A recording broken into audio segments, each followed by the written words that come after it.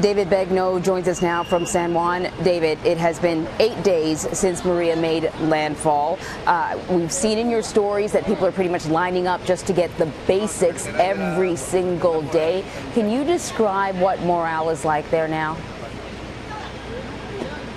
Resilient, but it's been resilient from the moment I got here before the hurricane.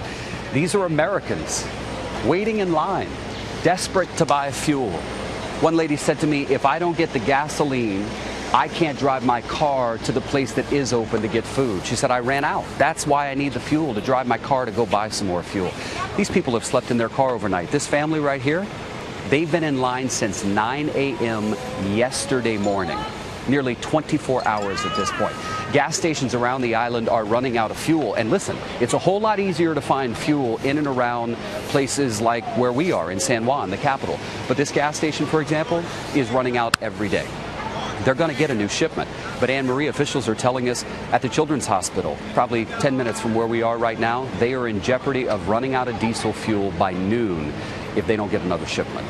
So listen, you've spoken to the governor multiple times. We know that shipments have arrived on the island, but they're not getting distributed. So what is next? What's it going to take to get these supplies off the docks? Well, so a couple of things. When it comes to diesel, even FEMA and the Administrator Brock Long said it's somewhat challenging right now to get all the diesel they need. They don't have as much diesel as they need. That's why Anne Marie, in fact, the reason I found out about the Children's Hospital was because last night at our hotel, the general manager came up to me and said, I need your help. He said, the hospital has come to me and said, is there anything you can do to help us with diesel? And he said, I'm willing to give my diesel, but I don't have a truck to bring it to them. Well, therein lies the thread that is the heartbreak through this story. There aren't enough trucks and truck drivers to deliver the goods. The port of San Juan, as the crow flies, is probably a quarter mile from where I am, and there are 3,000 shipping containers just sitting there. There is nothing more maddening than having people walk up to you and beg you to help them get food and water, and then you walk and you see what's enough to help 500,000 people just sitting there. Now, whose fault is it?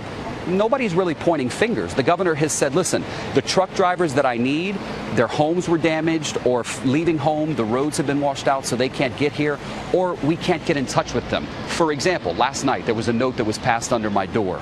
The hotel said people have been calling us saying that the number given out by the First Lady of Puerto Rico for truck drivers to call to volunteer their services is not working. What can you do to help? So I called the governor's office. Didn't get anything. Sent him a tweet. Heard nothing. It was late last night. Finally, this morning, his office responded and said, listen, we're working on that number. It's not that they gave a bad number. It's that trying to make a phone call around here is so difficult. So here's what we have now, and I want to give out this number because it's important. 469-401-9603. 469-401-9603. Here's what's going to happen. If you're in the States, you're on the mainland, and you want to help, call that number. You're going to get what sounds like a voicemail, but you'll get a text message immediately following.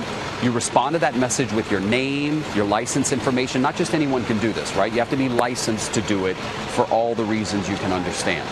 But that's how desperate they are.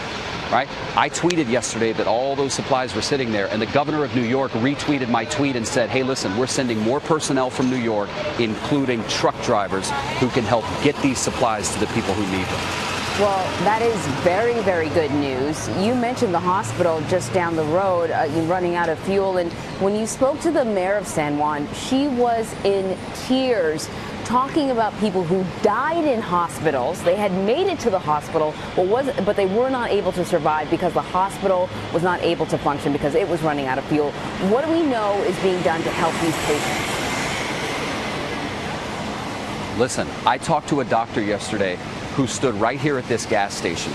He's an eye doctor, an ophthalmologist, and he showed me some pictures of what he's done over the last 48 hours to help evacuate young babies off the island. He showed me pictures of a premature baby who's going to go blind if they don't get her off the island because the hospital doesn't have the resources or the power to provide power to the equipment to keep that baby alive, but also to preserve what sight is left on that baby.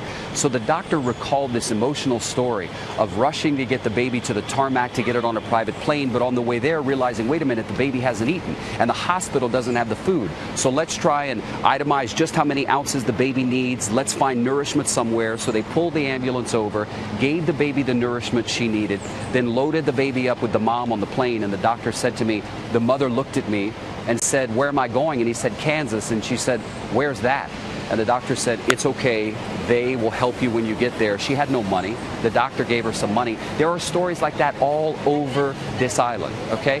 People helping people. It happened in It happened in Texas for Hurricane Harvey. It happened in Florida for Irma. But I tell you what, the desperation here is unlike anything I have seen before.